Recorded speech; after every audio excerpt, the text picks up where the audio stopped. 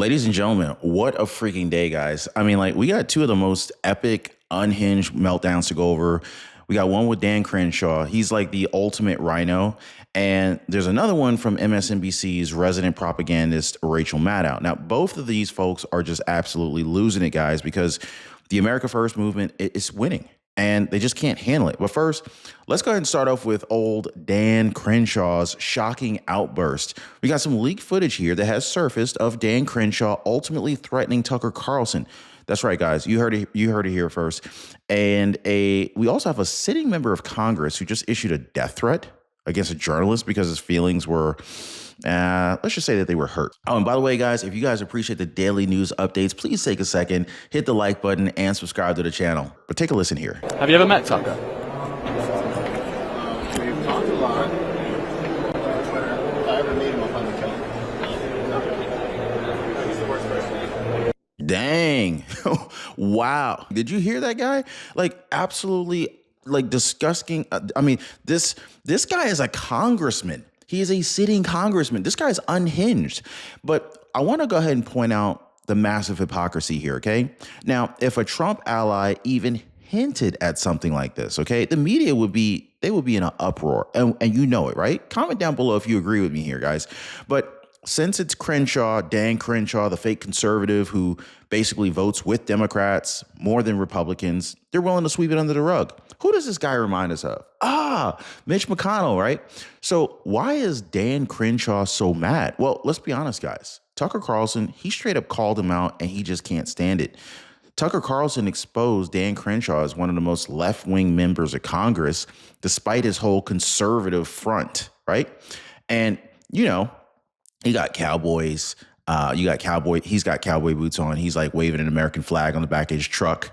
You know, he's playing tough on TV. Meanwhile, he's actually supporting every single globalist agenda imaginable. Single most left-wing, truly left-wing member of Congress I've ever met personally is a Republican from this area who has no interest in the United States whatsoever and does not even pretend.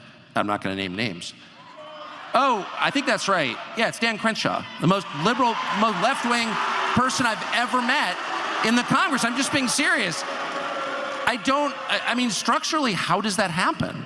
Throw on some cowboy boots and you buy a shotgun and go out there and take a picture shooting at some pheasants, and you learn how to speak the lingo a little bit, watch a little bit of Tucker Carlson. Now you know what to say, how to deceive exactly, and you find yourself in a position of power, kneecapping people on the right time after time after time. Our controlled opposition problem is so bad, and that's why we always feel like we're playing tug of war with Whoopi Goldberg. It just doesn't feel like you can win. So, I mean, let's go ahead and just call a spade, right? Let's break his track record down, right? So he called President Trump a scam artist. He supports limiting the Second Amendment. He pushed for harsher punishments on the J6 political prisoners. Yes, those same innocent patriots that got locked away for supporting our current president, Donald Trump, who was literally being attacked by Joe Biden's DOJ. He voted for more funding for the Ukraine, basically because, you know, sending billions of dollars to a foreign country is apparently conservative now. And he wants more U.S. troops, our men and women, our soldiers who are here to defend the United States. He wants more U.S. troops in the Middle East. So let me ask you guys, does that sound like a Republican to you?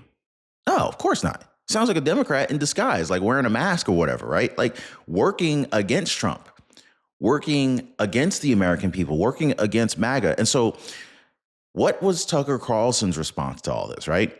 Did Tucker Carlson get emotional like Dan Crenshaw did? Well, did he start crying like a Libby?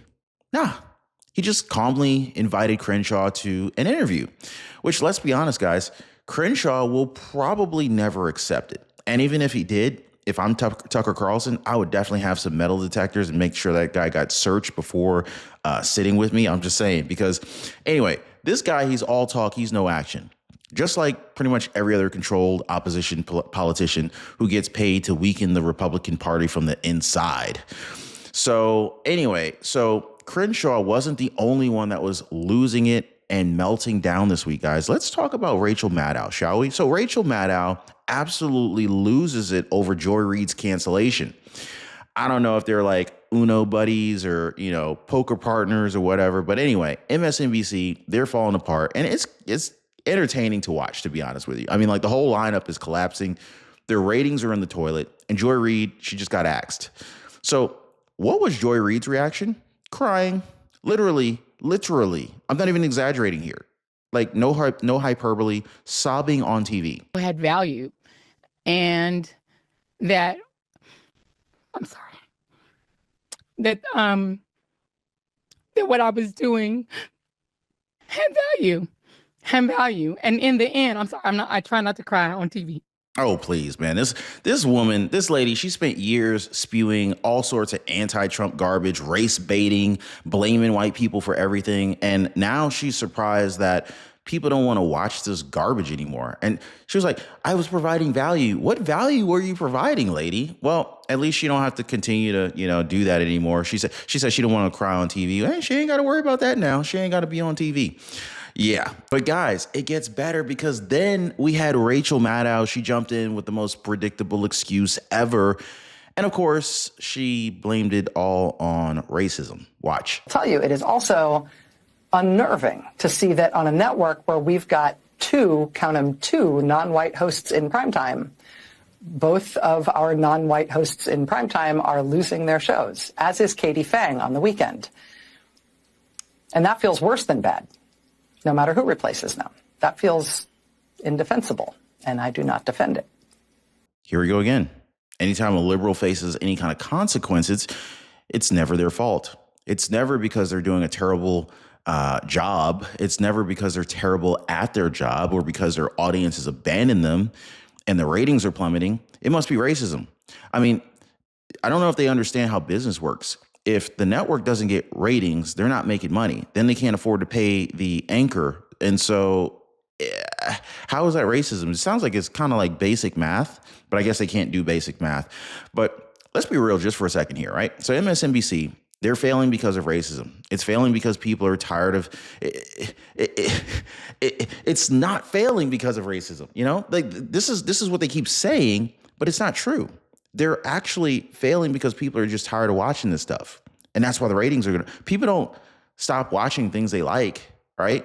They have one message over and over and over that they try to sell us, which is everything's Trump's fault, white people are bad, and America's racist. I mean, like, this is what watching MSNBC is like, you know? I mean, you know, it's crazy. Like, it's beyond comical at this point. So it's like America first versus America last divide. You know, that's basically what it is here. Like, so here's where I think this is where we're at right now, guys. I mean, people are waking up. They're sick of these fake ass Republicans like Dan Crenshaw working against Trump. They're sick of the left-wing media constantly playing this victim card, and they're showing it with their support here. You know, Trump's approval ratings, they're at an all-time high now. MAGA's movement is growing stronger with every single day. Meanwhile, MSNBC is collapsing, and rhinos are being exposed. They lied to us about how well Kamala Harris was doing in the polls. They just keep doing this, right? And so people are done. And this is the real divide in America here. It's not left versus, right anymore. It's about America first versus America last. And on one side, you got people like Trump, Tucker Carlson, and the America First movement fighting to put the country back on top. But on the other hand, you got America Last supporters, or the America Last crowd, rhinos like Dan Crenshaw, they're race baiting propagandists like Rachel Maddow, desperately trying to cling to their failed narratives and trying to keep eyeballs. And I don't know, guys. I mean, let me tell you something, folks. The America Last movement, it's failing. They're melting down in real time because they know that their days are numbered. And me, for one, you know, I'm loving every second of it. It's pure entertainment. And I love uncovering the truth, because it was amazing how many people just like didn't even realize that this was going on until shows like us, you know, came out. But anyway, by the way, if you guys are enjoying the content, definitely hit the like button. I really appreciate the support. Consider subscribing to the channel as well. But what do you guys think? Should Dan Crenshaw be kicked off of the Republican Party or kicked out of the Republican Party? Like, let me know. Like, Do you think Rachel Maddow is going to be next to get fired? Because I think she did take a pay cut already. But let me know in the comments down below. I really appreciate the support, you guys. It's our time now as legacy media is crumbling and basically just simply fading away at this point. Their audiences are declining, subscriptions are plummeting, and their advertising revenue is shaky at best. Makes you wonder who's next, right? The View? Maybe they're going to fire Whoopi Goldberg and the rest of the ladies from The View, huh? Man, wouldn't that be the day, huh? Comment down below if you guys are betting that The View might be next. But hey, Holt and Reid are already a big score against mainstream media. NBC News executive, Vice President of Programming Janelle Rodriguez thanked Holt for what she called leading the network during some of the country's most fraught and challenging times in the past decade, most notably during the early days of the pandemic when Lester's voice was a source of comfort each night for so many people. But then again, we have a clip of him actually blaming free will for COVID deaths. And hey, do you guys remember when Holt in 2021 pressed the then Vice President Kamala Harris about why she hadn't been to the southern border? Her response that went viral, "And I haven't been to Europe." You remember that conversation, right? Man, was that classic. Joy Reid's full of them too. Apart from her usual attacks against Trump supporters and on the president himself, she's also been recorded saying that Kamala Harris ran a flawless campaign and that most Americans don't even care about inflation. And yeah, we got the clips to prove that too. They're not fake either, unlike the videos that took over the U.S. Department of Housing and Urban Development. Apparently, hackers were able to breach the agency's security and broadcasted a fake video depicting President Donald Trump kissing Tesla CEO Elon Musk's feet. I can't make this stuff up, guys. Yeah, you know these guys are super duper desperate, right? Because what are they doing now? It's just downright petty, right? You know what I mean? Make sure you guys stick around for this one because we have a lot to get into today. By the way, if you guys appreciate the daily news updates like this, please take a second, hit the like button for the video. It really does help out with the YouTube algorithm. And thank you so much for subscribing to the channel. All right, guys. So our first headline today, NBC's Lester Holt saying goodbye to NBC Nightly News. Like my uncle said, goodbye, Lester Hoax. Because it wasn't too long ago that this guy actually blamed free will for COVID deaths. Here, watch this. We counted on the tools, the vaccines, the masks, the distancing, but we forgot about the unpredictability of free will, mistrust in science, and simple human behavior. It was hard enough to process 750,000 deaths, 500,000, 250,000 before that. Each milepost leaving us as unsure as the next as to what such a moment called for. So really, guys, how heartbroken do you expect us to actually feel about Lester Holt leaving NBC Nightly News, right? Also, it wasn't just that. In the same year he made that COVID comment, Holt went even further when he said that fairness is overrated while accepting a journalism award. The guy really went off and said that the idea that we should always give two sides equal weight and merit does not reflect the world that we find ourselves in, or that any contrary view does not deserve our time or attention. Now, according to him, decisions to not give unsupported arguments equal time are not a dereliction of journalistic responsibility or some kind of agenda. In fact, it's just the opposite. And like many people who were quick to criticize Trump, Holt just automatically labeled opposition misinformation. That providing an open platform for misinformation for anyone to come and say whatever they want, especially when issues of public health and safety are at stake, can be, according to him, quite disastrous. So he declared the duty of reporters to be fair to the truth. NBC News executive vice president of programming Janelle Rodriguez also said that because of Lester's steady and thoughtful leadership, Nightly News has sustained its perch as a trusted and top news destination for millions of viewers across America. I mean, this is the same host of the same network that gave us Saturday Night Live who used Tom Hanks to depict MAGA supporters as racist rednecks. So I guess I'm a racist redneck?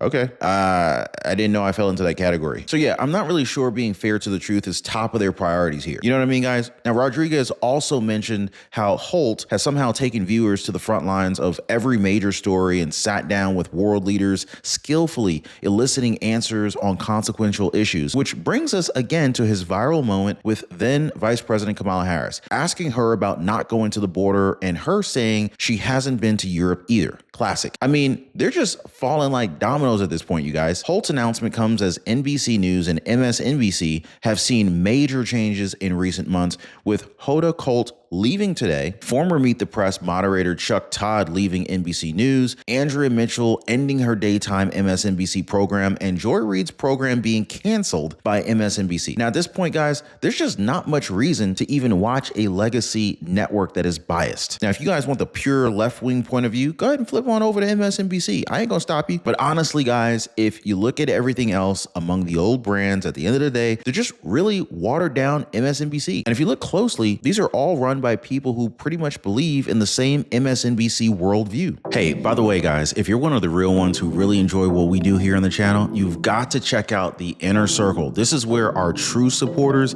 get exclusive access to content that I just can't share here, completely commercial free.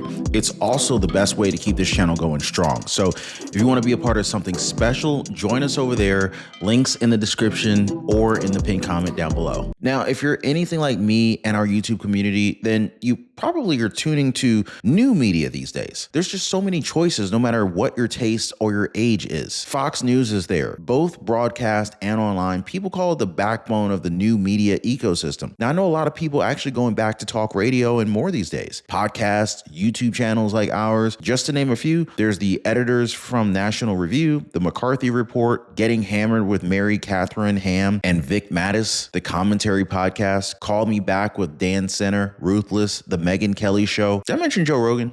Anyway, these are just off the top of my head. I mean, that's why Barron Trump and Alex Brucerowitz both helped guide President Trump to the enormous online audiences under age 35. These guys don't go to legacy media anymore for their news, not even for a second. Instead, they just listen to podcasts for hours. You'll notice it with the ad spends too. The folks who buy advertising long ago, they realize that their budgets just go further with new media because their potential audience are there. We as a people have moved on to these new platforms. I mean, like, we're here together on YouTube right now, aren't we? Now, unlike what mainstream media thinks, we are not operating out of habit. We are actively cutting the cords, and we're choosing media that actually tells us the truth about our country. Am I right, guys? We don't want predictable, biased content pushed on us on different types of displays. We don't want newsletters with last generation columnists. Even the New York Times is surviving mainly off of its word puzzles and recipes. But at this point, they're just shuffling chairs on the Titanic. How long until advertisers only want the puzzles and recipes and subscribers figure out that there's a lot of free and even better puzzles and recipes on the new media? You know what I mean, guys? I mean,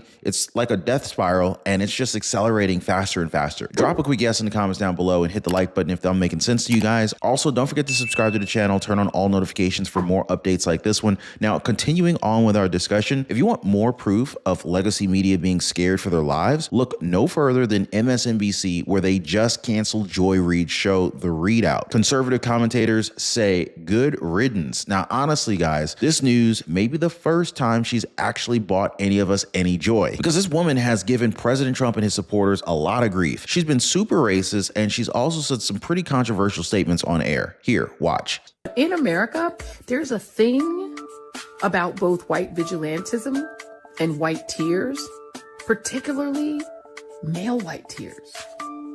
Really white tears in general, because that's what Karens are, right?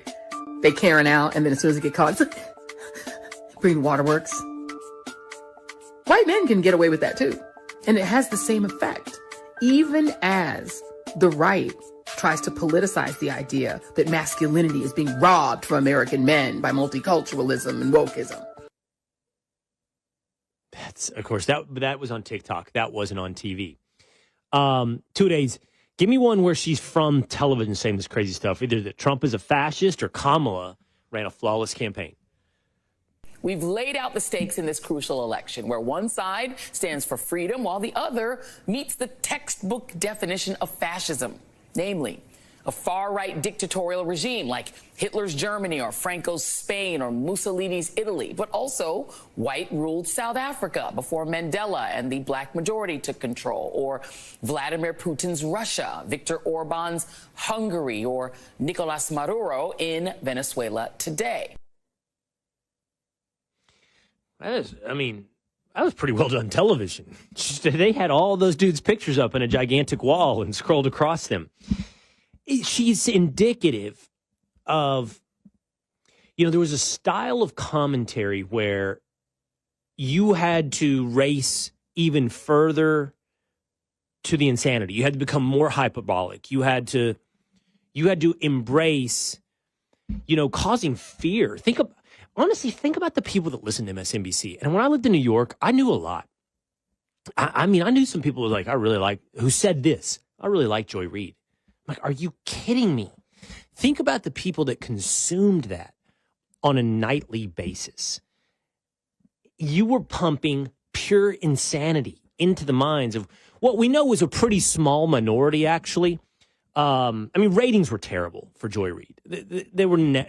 Ratings are terrible for MSNBC. There's not a single show on MSNBC, including $25 to $30 million paid Rachel Maddow in primetime, that outrates the Will Cain show. Not a single one.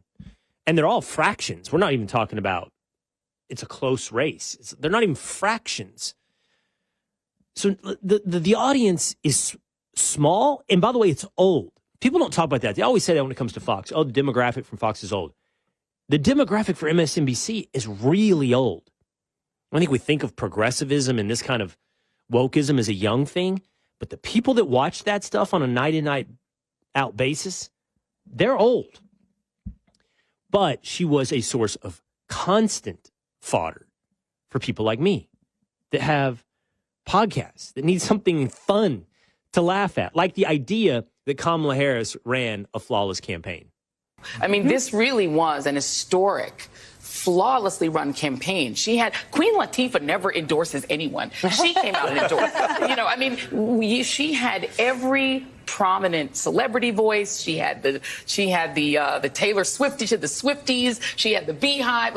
You could not have run a better campaign in that short period of time. And I think that's still true. I mean, seriously, did Kamala Harris really run a flawless campaign for you guys? You know what I call a flawless campaign? The one that won in November, the one that got Trump both the Electoral College and the popular vote. Former FCC Chairman Ajit Pai even used that same clip of Joy Reid praising Kamala Harris's campaign and sarcastically called it an unfortunate development for Joy Reid's viewer. Considering the host's insightful analysis on political topics, needless to say, MSNBC canceled her show as a part of a major shakeup at the network. Joy Reid's 7 p.m. Eastern Time program will be replaced by a show featuring Simone Sanders Townsend, a former spokesperson to Vice President Kamala Harris, Alicia Menendez, an RNC chair turned MSNBC host, Michael Steele, probably hoping to give viewers more of a balanced point of view. Then again, this is MSNBC we're talking about, so don't get your hopes up too high. But still, critics are celebrating the good news about Reid getting her show canceled. Many took the opportunity to revisit some viral clips of Joy Reid. TJ Moe wrote a throwback to when Joy Reid suggested that Trump surviving the shooting and going immediately to the RNC was exactly the same as Joe Biden beating COVID and going to the DNC. So for him, unsurprisingly, her show is canceled. Geiger Capital recalled the time in 2022 when Joy Reid said that most Americans don't really care about inflation. They don't even know what the heck the word means, that they won't vote based on it. Well,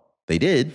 And here we are. Then, of course, there's actor Michael Rappaport, who called out Joy Reid for pissing away her opportunity with what he called short-sighted, racially weaponized, quarter-truth garbage. Plus, he brought up the fact that they did it on a Sunday morning. So for him, that deserves a double ha ha ha ha. Hashtag joyless, hashtag Joy Reid. Conservative Congresswoman Marjorie Taylor Greene did not pass up on the chance either and said that ad executives and the board finally figured out that racism, lies, and Trump derangement syndrome will put them out of business. Finally, somebody said it. Now, of course, liberal commentators slammed the network for their decision, just proving even more that it was the right one. Wajahat Ali, a liberal commentator and writer, went straight to blaming it on, you guessed it, racism. He said, she's a blunt black woman, so of course her show is canceled. Not lost on any of us. It's always racism with these folks, but we seem to be doing okay, right, guys? Now, talking more about controversial media, there was a recent, let's just call it, disturbance over at the U.S. Department of Housing and Urban Development, where hackers reportedly broadcasted a fake video depicting President Donald Trump kissing Tesla CEO Elon Musk's feet. Now, of course, we're not going to go ahead and show the video here. We're not going to do that. We're not going to give these haters any more airtime. But instead, we're going to talk about how this is going to blow up in their faces. I mean, already, social media has been erupting with calls for authorities to track down the hackers to hold them responsible for broadcasting the footage. A lot of them are suspecting federal government workers whose friends got laid off. We'll know pretty soon. HUD spokeswoman Casey Lovett promised in their statement that Appropriate action will be taken for all involved, even calling the stunt another waste of taxpayer dollars and resources. You see, these people are just so desperate. So it's our job to expose them and get them the heck out of here. Let them follow Holt and Reid's example and just fade into insignificance. You know what I mean, guys? Drop a quick yes or no in the comments down below. Let me know what you guys think about this one. Also, don't forget to check out our recommended videos for you at the end of this one. As always, appreciate y'all hitting the like button. Thank you so much for subscribing, and we'll see you guys next time.